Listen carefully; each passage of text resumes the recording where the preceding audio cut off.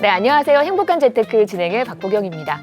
100세 시대를 살아가는 여러분의 행복한 노후를 위해서 오늘도 다양한 부동산 얘기로 가득 채웠습니다. 끝까지 저희와 함께 해주시고요. 평소에 부동산 관련해서 궁금한 내용이 있으셨다면 아래 번호로 전화 주시면 됩니다. 1544-8520 저희 생방송 중에 무료로 열어놨거든요. 많은 분들의 참여 기다리고 있겠습니다. 자, 행복한 재테크 오늘 순서 시작하겠습니다. 함께 하실 전문가부터 만나보시죠.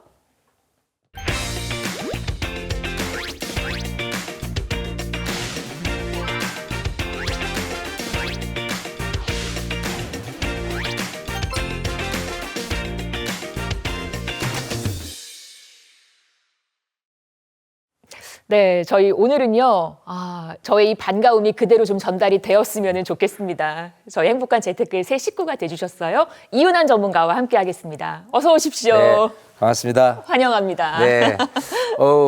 이 벌써 18년 전에 같이 방송을 하고 처음 이렇게 같이 함께 하는 것 같아요. 근데 18년 전 그대로 그 모습을 유지하고 있는 미모의 대한민국 최고의 아나운서 박보경 아나운서 함께하는 영광을 오늘 OBS를 통해서 갖게 됩니다.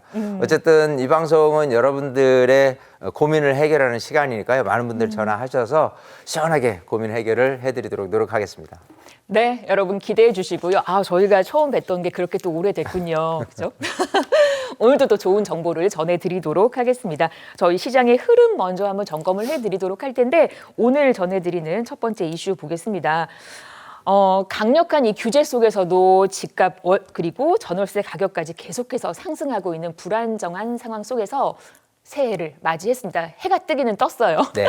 이런 상황 속에서 우리가 앞으로 부동산 시장을 어떻게 좀 바라봐야 할지 앞으로의 전망을 좀 한번 해주신다면 어떨까 싶어요. 또 첫 방송이니만큼. 자, 그렇습니다. 일단은 2026년 새해가 밝았습니다. 네. 자, 2026년은 병원년, 붉은 말띠의 해라고 해서 달리는 해예요. 과연 부동산 시장도 계속해서 달려갈까라는 것도 한번 생각을 해봐야 되는데 공교롭게 매매, 전세, 월세 트리플 상승에 대한 지금 전망을 하고 있습니다. 우선 이 주택산업연구원에서 한 전망치예요. 2026년은 이 정도는 올 것이다 라고 하는 부분인데, 자, 이렇게 보면은 전체적으로 봤을 때 우선 전국적인 이 주택시장 상승률 전망에서 매매와 전세를 놓고 봤을 때 전세금에 대한 비율, 상승 비율이 우선 높게 나온 점에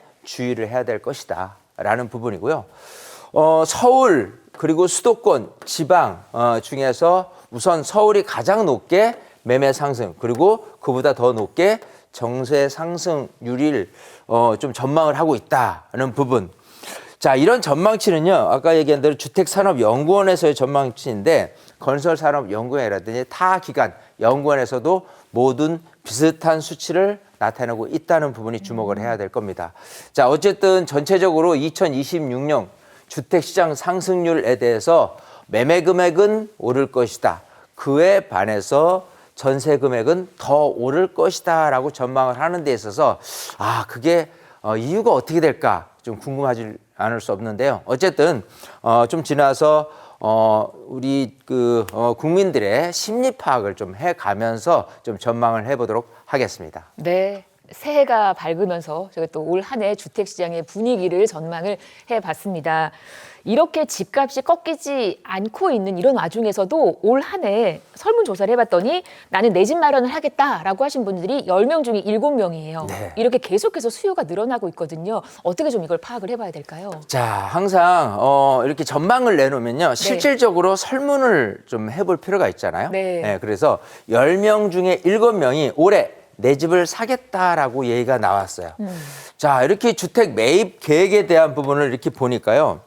지난 2020년부터 쭉 해서 60%대, 즉 10명 중에 한 16명 정도는 주택 매입에 대한 계획이 있다라는 부분으로 가는 거겠죠. 자, 근데 최근 2024년부터 2025년을 설문조사를 했더니 그 다음 해에 대한 설문이에요. 즉 2025년 12월에 대한 설문 내용이 작년하고 마찬가지 10명 중에서 7명이 이런 식으로 집을 살 계획이 있다라고 얘기를 했습니다.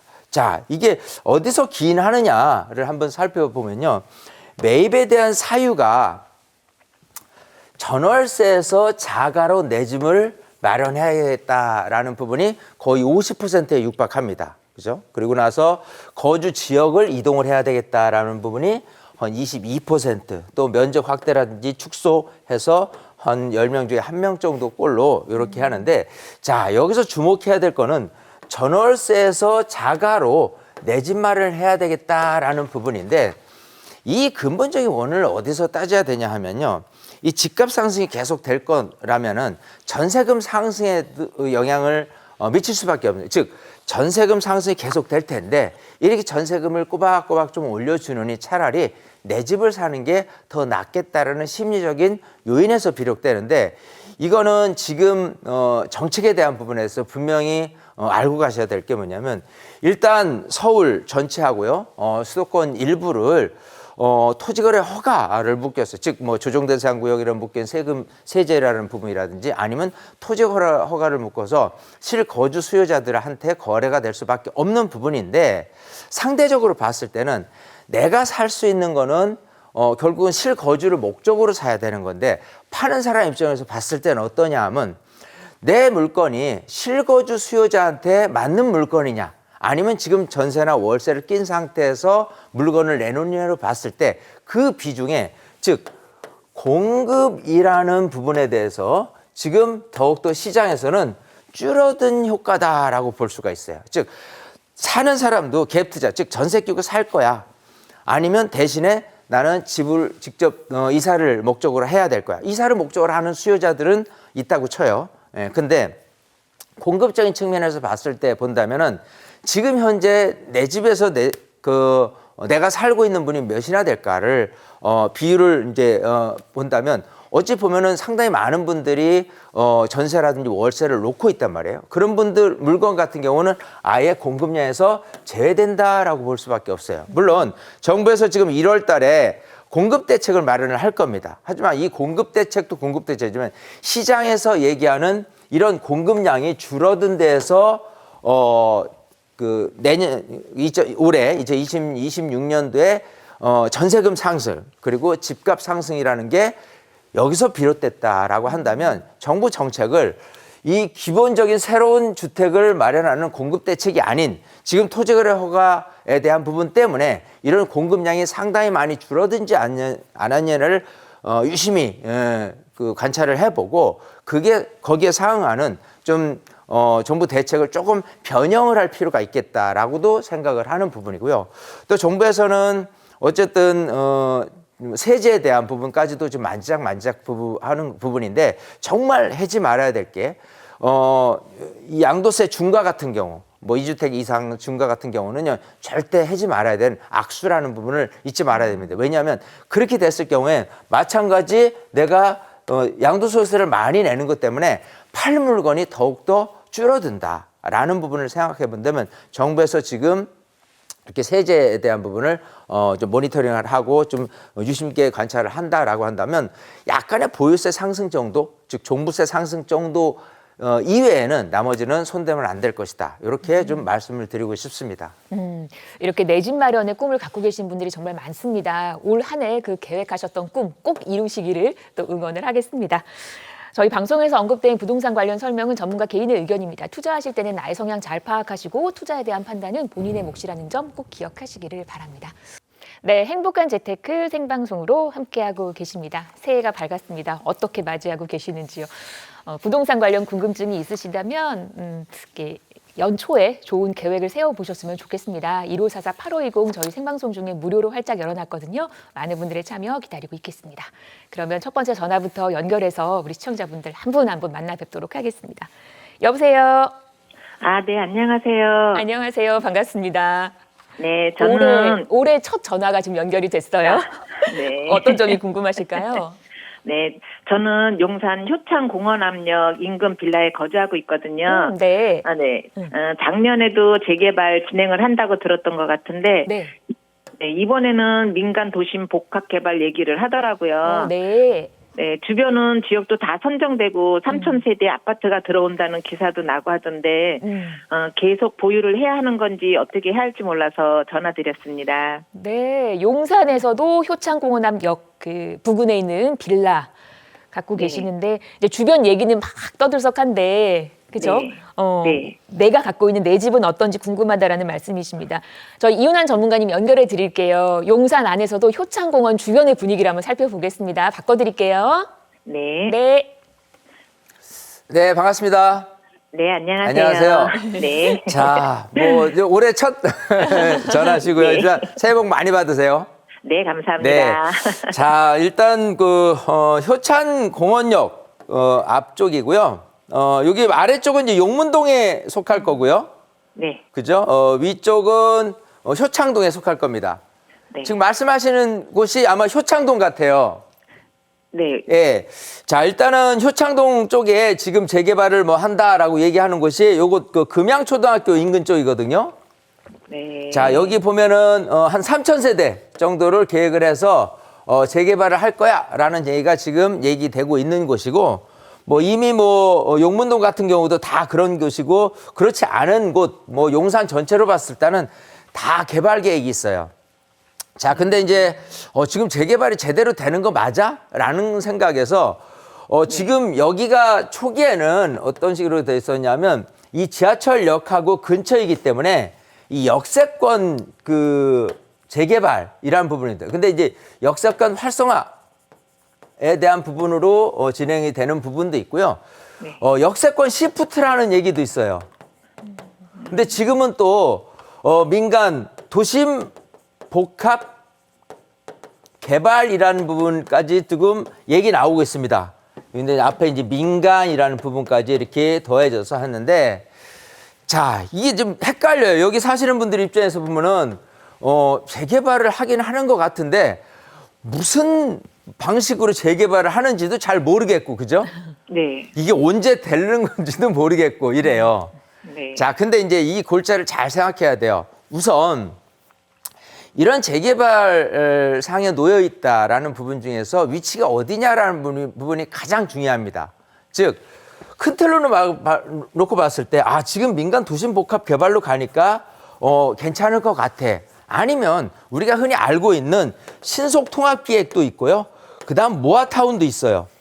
사업 방식은 어마무시하게 많은데 어쨌든 사업 방식이 지금 역세권 활성화 시프트 아니면 도심 복합 개발로 간대라는 부분에서 이거는 뭐냐 이런 부분을 사실은 우리 여기 있는 모든 지역 주민들이 다 알아야 될 필요는 없어요. 무슨 소리냐면 우선 큰 틀에서 봤을 때 이런 재개발 현장에서 나올 수 있는 이익분으로 따진다면요. 기본적으로 나중에 최종적으로 이 아파트가 시세가 얼마짜리가 될 지역에 내 빌라를 갖고 있느냐가 중요하거든요. 그래서 지금 용산에 효창동에 내가 빌라를 하나 갖고 있는데 어찌저찌 해서 지금 개발은 되긴 될 것 같은데 계속 보유를 하는 게 맞을지 아니면 그냥 뭐 매도를 할지라는 부분에서 극명하게 얘기한다면 일단 가져가야 돼요. 무조건. 왜 이렇게 가져가야 되냐고 말씀을 드리면요. 자, 보세요. 역세권 활성화 사업이든 역세권 시프트 사업이든 민간 도심 복합 개발이든 신속통합이든 그 모아타운이든 이런 제도들은요. 서울시에서 굉장히 개발을 좀 빨리 진행하고자 하는 노력의 일환이라고 보셔야 될 것 같아요.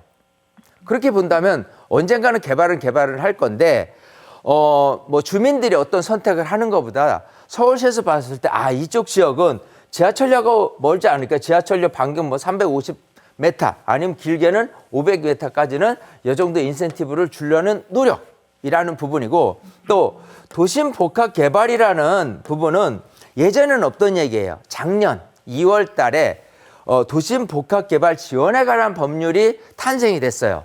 그러면서 이왕이면은 도심 복합개발 근처에 뭐 상업지역이라든지 중공업지라든지 이런 부분에 대해서 특히 역 근처에 같은 경우는 좀 더 밀도 있게 개발을 촉진을 하겠다라는 부분이 서려 있는 부분이거든요.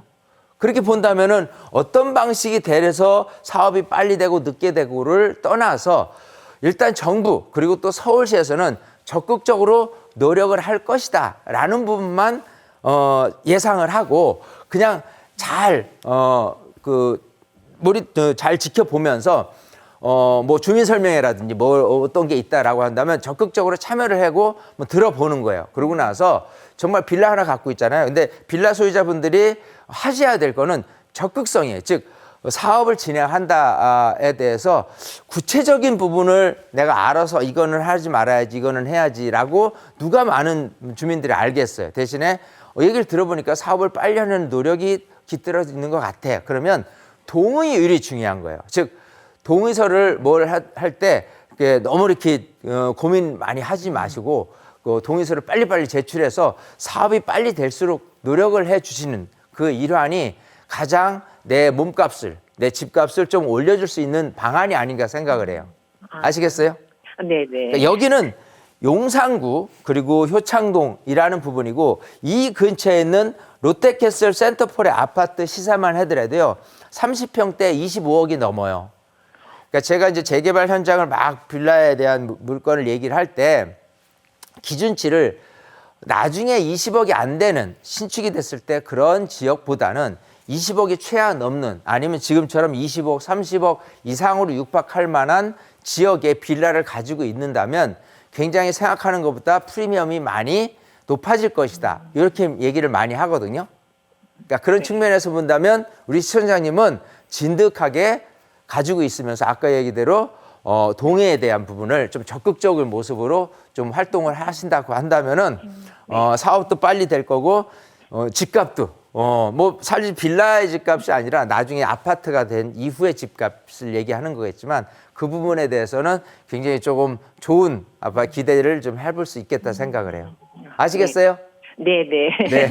좋은 물건 가져가시니까 잘 좀 이렇게 적극적으로 좀 이렇게 기다리셔야 되겠다 이렇게 말씀을 드리고 싶습니다. 네네. 네, 감사합니다. 네, 정리해드리겠습니다. 계속 보유하시는 게 좋겠다라는 얘기 들려드렸어요.